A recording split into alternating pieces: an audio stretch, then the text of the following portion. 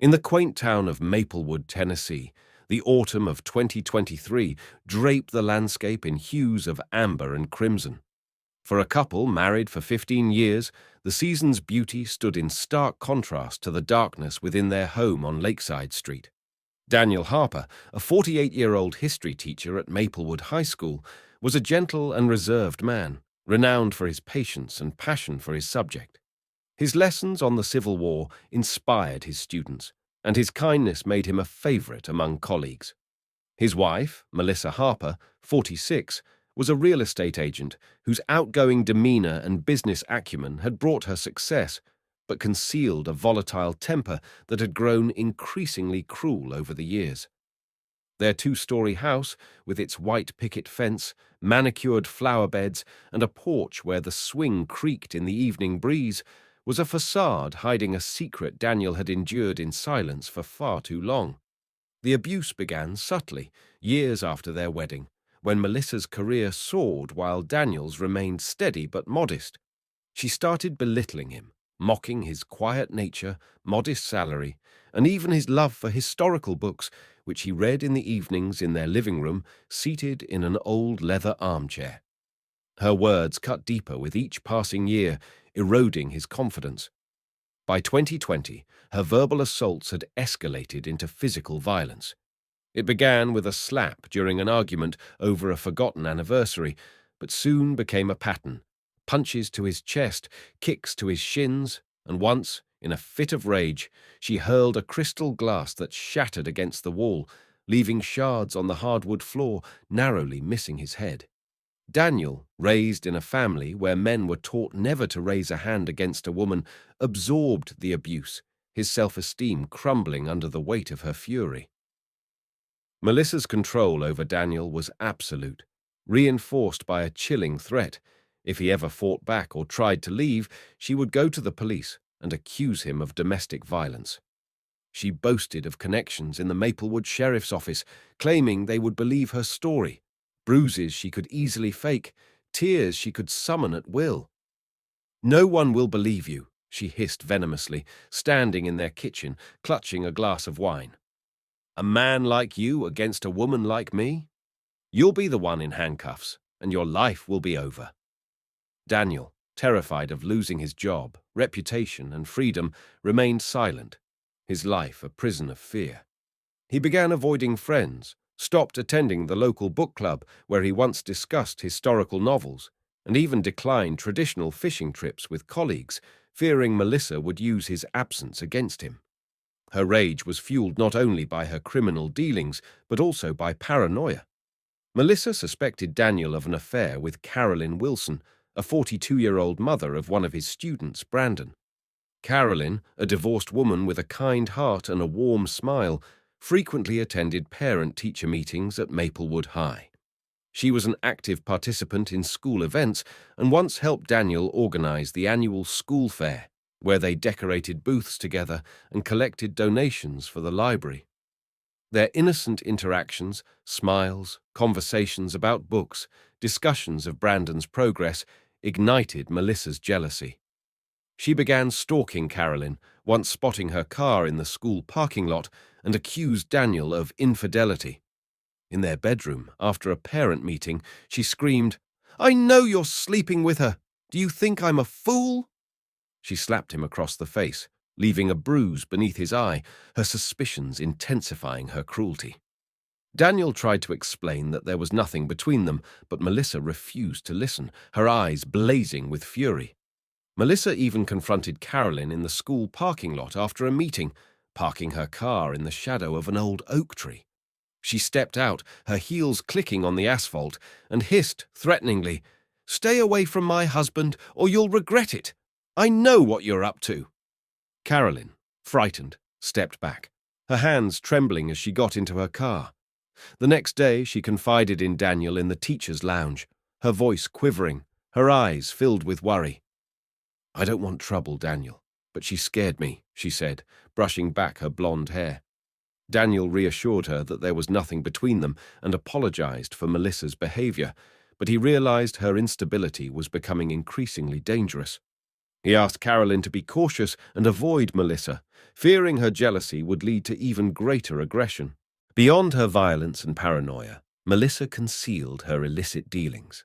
She was entangled in shady real estate transactions with Victor Crow, a 55-year-old businessman from Memphis, notorious in criminal circles. Victor used Melissa to launder money through fake property deals in Nashville. She frequently traveled to Nashville, meeting him at the upscale restaurant Golden Sunset on Fifth Avenue, where they sat at a secluded corner table, hidden from prying eyes. Over glasses of wine, they discussed schemes to buy abandoned buildings and sell them through shell companies, funneling the money to offshore accounts. These dealings made her nervous, and she took out her stress on Daniel, her anger fueled by both the fear of exposure and her suspicions of his infidelity.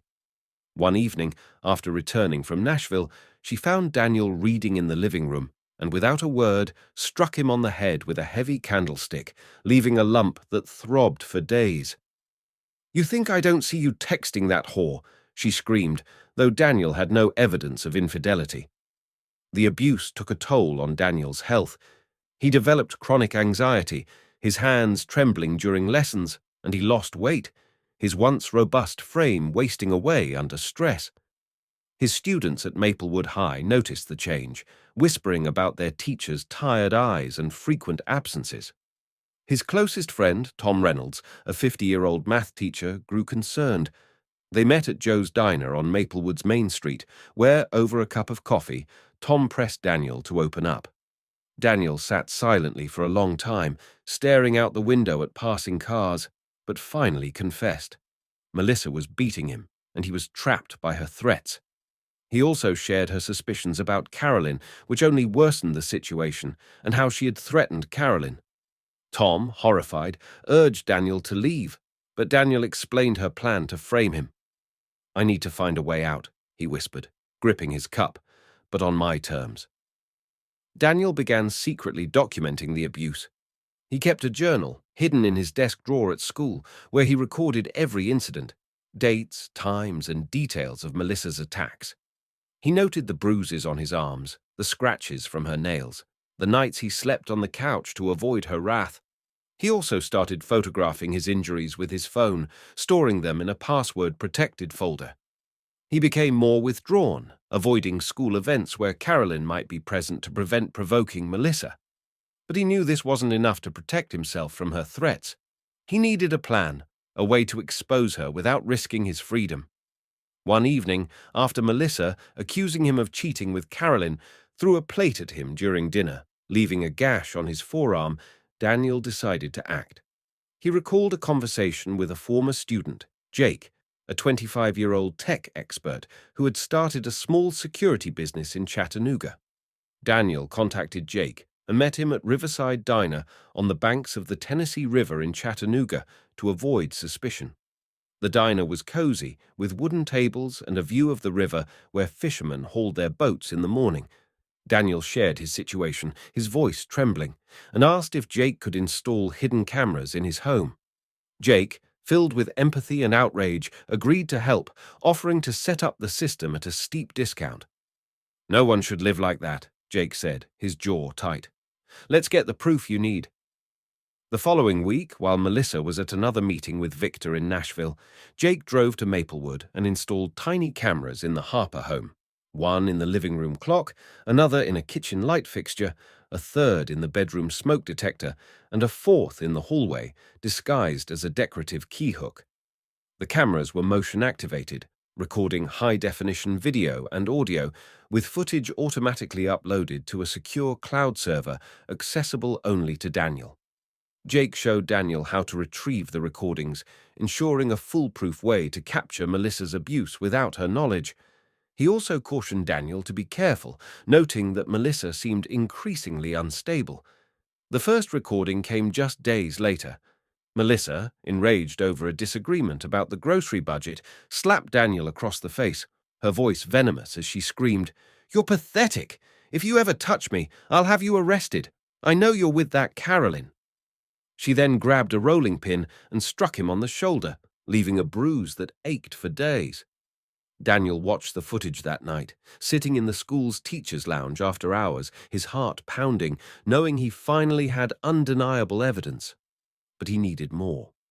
He needed to show a pattern no court could ignore. For the next 3 months, Daniel endured the abuse, each incident captured on camera. Melissa's violence escalated. She pushed him down the stairs in their home, causing him to sprain his ankle and limp for a week, and once, in a fit of rage, held a kitchen knife to his throat, threatening, "I'll bruise myself up and say you did it. You'll rot in jail." Her threats against Carolyn were recorded too. One evening in the living room, she shouted, "If I see her near you, I'll destroy her. You think I don't know you're meeting her?" Her calls to Victor were also captured.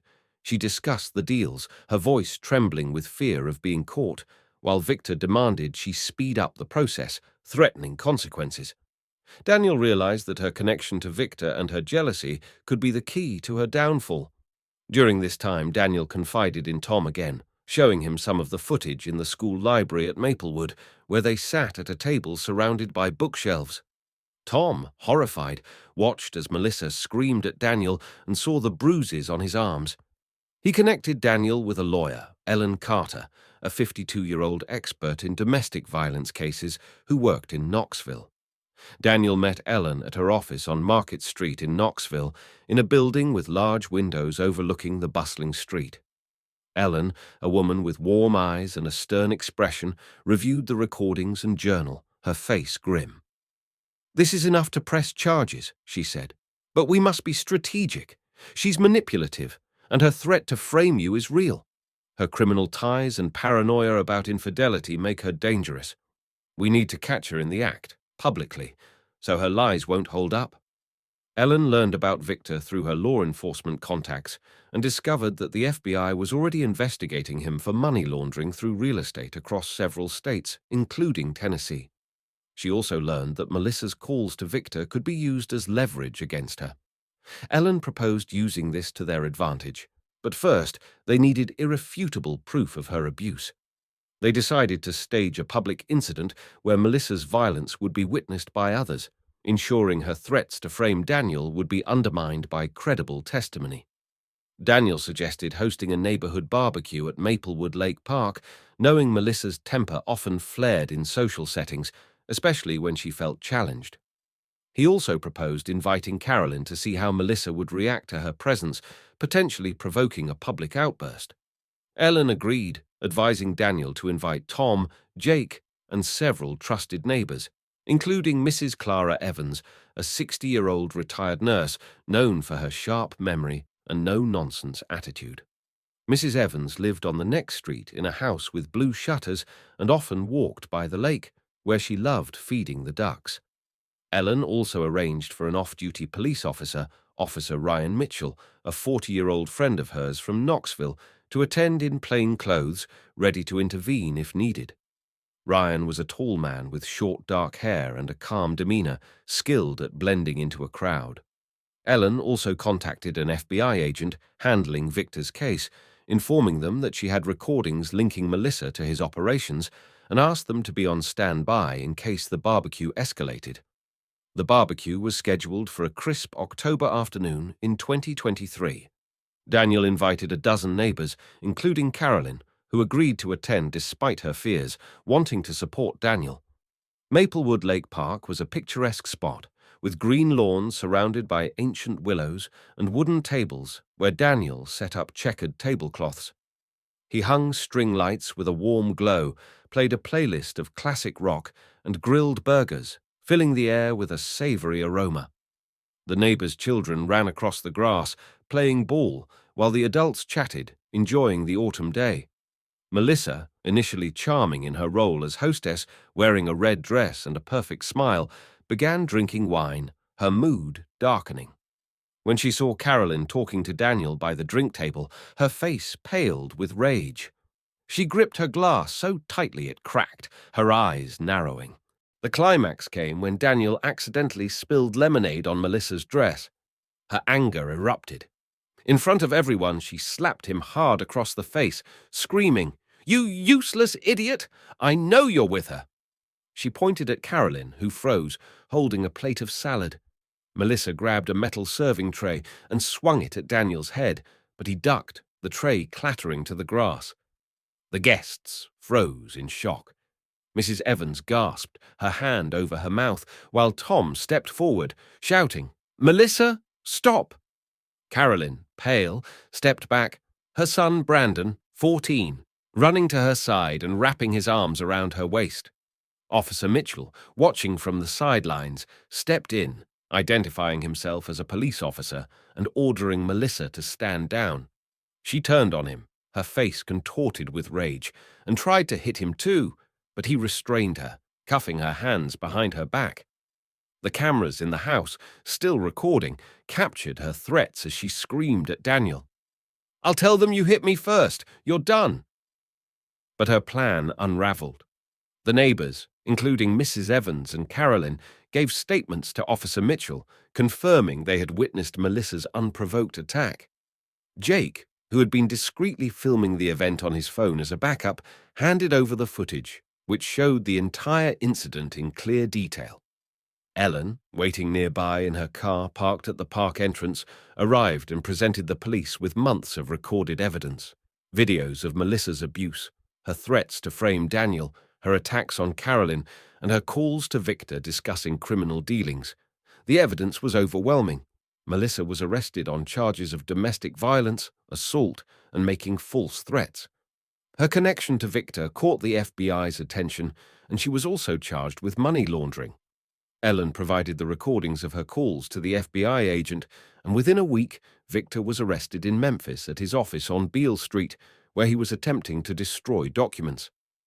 His criminal empire collapsed, and Melissa became a key witness against him, though this did not mitigate her punishment.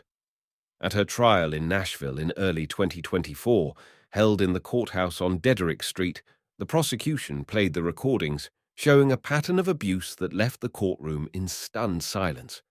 Mrs. Evans, Carolyn, and Tom testified, their accounts unwavering, while Officer Mitchell detailed the barbecue incident. Melissa's defense tried to claim she was the victim, alleging Daniel had provoked her, but the videos, witness statements, and her threats to Carolyn dismantled her lies.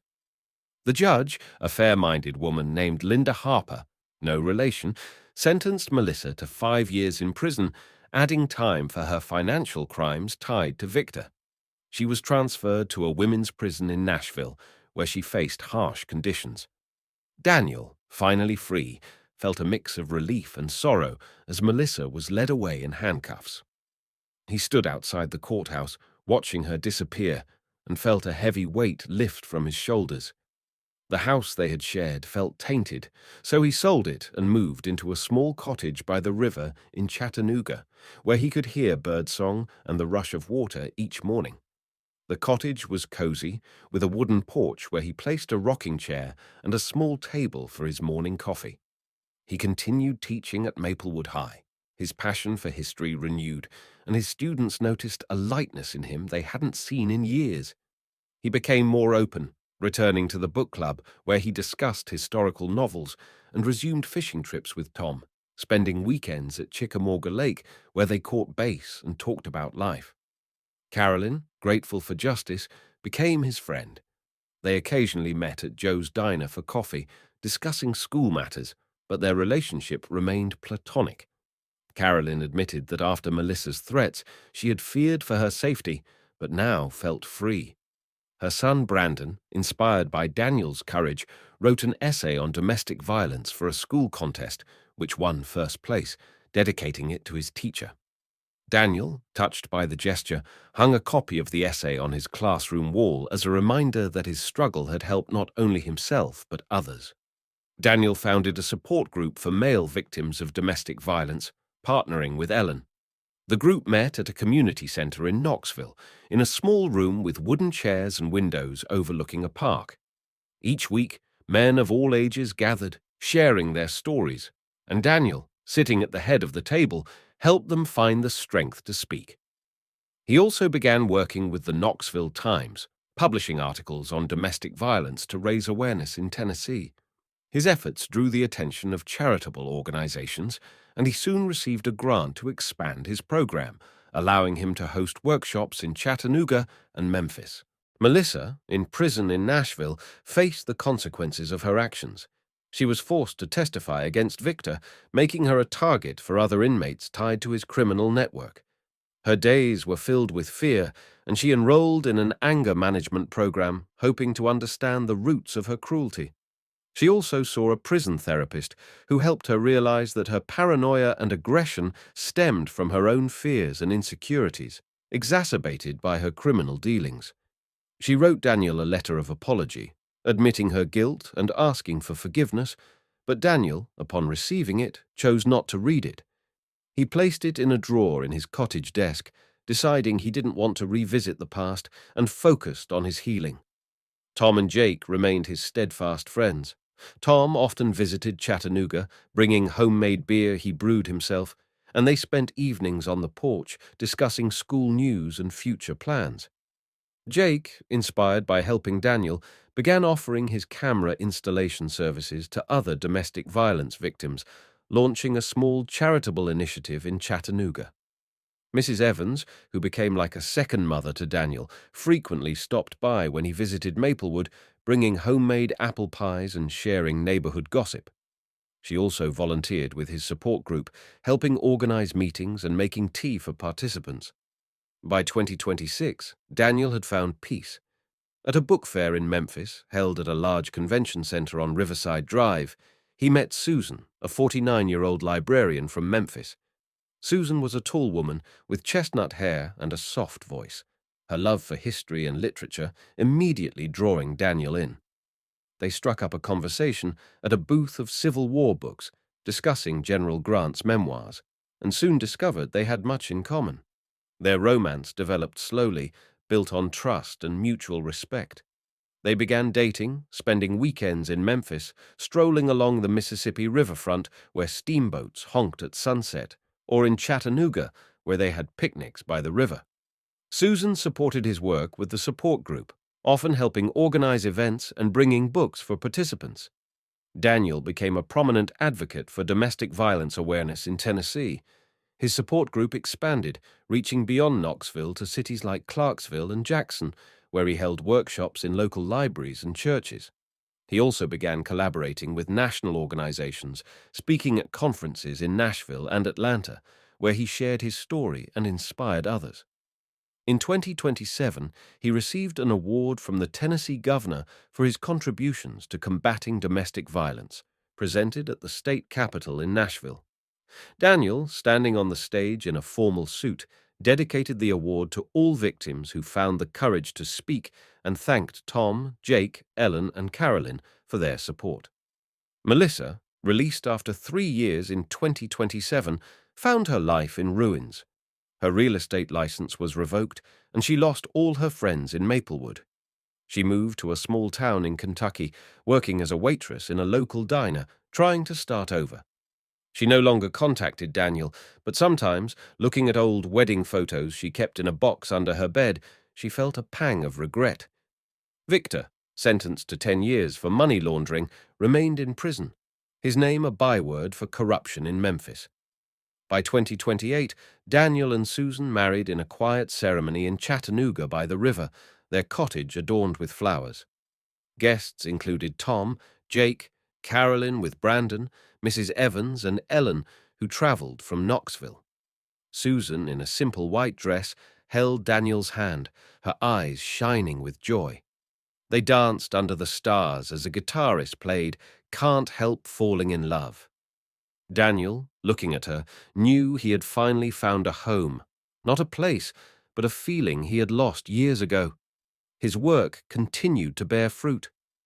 By 2029, his support group became a national organization with branches in 10 states, and he wrote a memoir, The Chains of Silence, which became a bestseller. He dedicated it to those who helped him survive and those still fighting. At the book launch in Nashville, at a bookstore on Broadway, he signed copies while Susan stood beside him, smiling. Carolyn, attending with Brandon, now a college student, hugged him, saying, "You've changed so many lives, Daniel." He smiled, feeling his pain had become a beacon of hope. The chains of silence were broken, and though the scars remained, Daniel had built a new life. He was no longer a victim, but a man who had turned his pain into strength, inspiring others. Each morning, sitting on the porch with Susan, he watched the river, listened to the birds, and knew he was truly free at last.